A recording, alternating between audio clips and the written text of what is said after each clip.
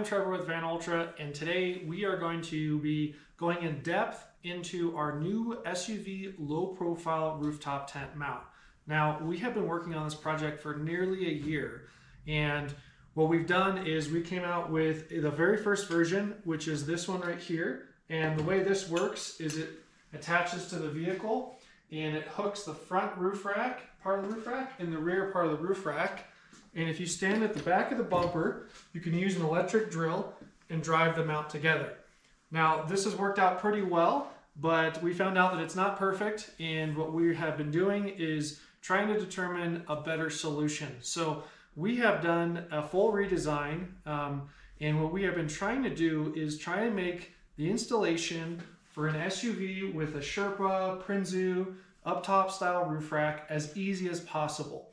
Now, we've came up with this, this is the rear mount. We're going to be going into depth and showing how the parts work, but we think this is going to be a much better solution and even faster than what we've come up before. So we've teamed up with other companies, existing customers, and done design reviews. And we are super excited to jump into this and start learning how we can work together and come up with the best mount on the market. So what I'm going to do is start putting these parts together. We're going to kind of go through a walkthrough of how the new system works, this redesign, and ideally how we're going to try and get out there and start testing it. So stay tuned and tag along. This is an example of a tent extrusion. This is actually the same profile that's up here on our 23-0 tent. And what we're going to do is we're going to have basically a male part that's going to be attached to the tent. Then in the very front, we're going to have a bracket that's attached to the rack.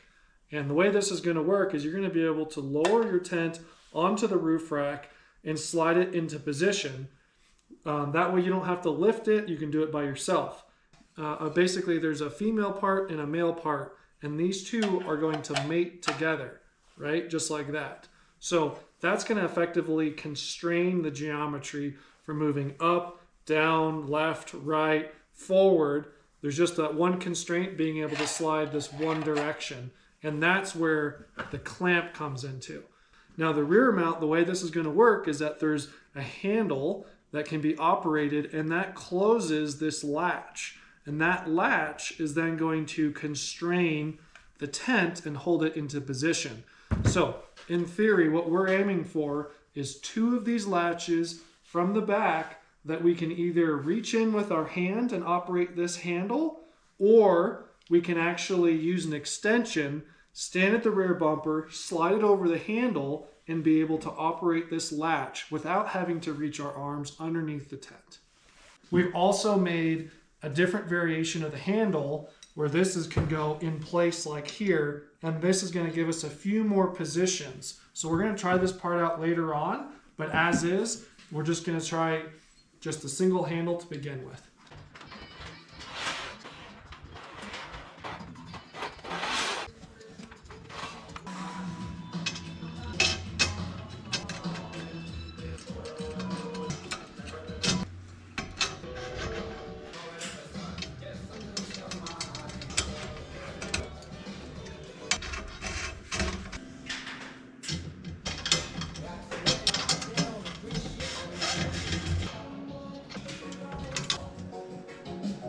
We just got all of the tent mounts installed and loose.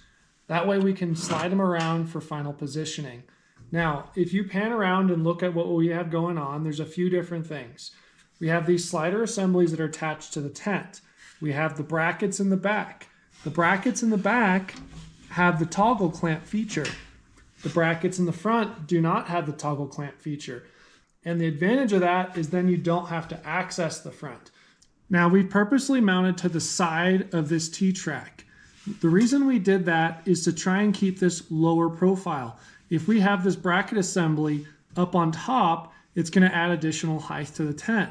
We want to try and keep this as low profile as possible. So what we're actually doing is we're only adding a 1/4 inch height.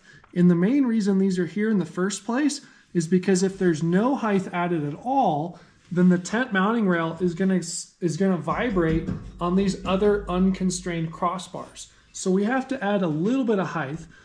but we're gonna try and add the bare minimum.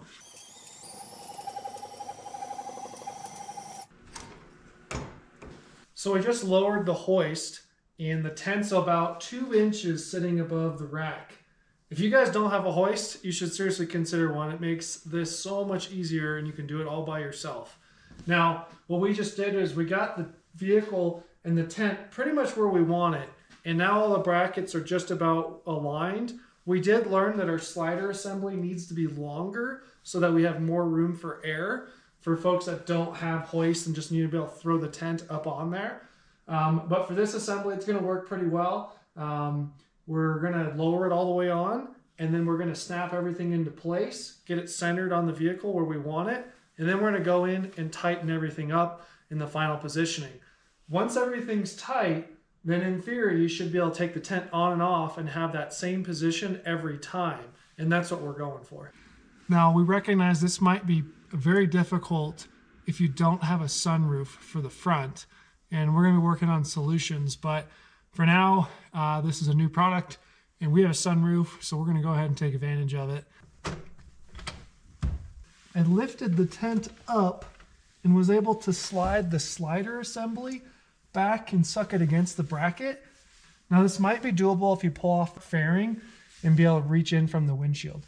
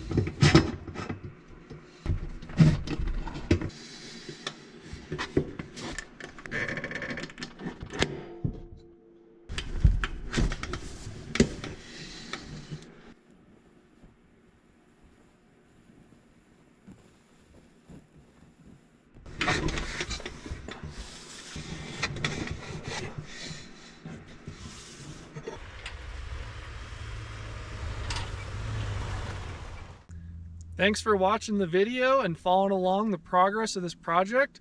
We're going to be moving on to the next phase of the project, which is testing. In the next video, we're going to be taking this 4Runner out and testing out these new mounts. So stay tuned and look out for the next episode.